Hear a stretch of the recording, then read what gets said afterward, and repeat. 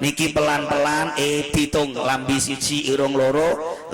telu mripat loro 5 kuping loro 7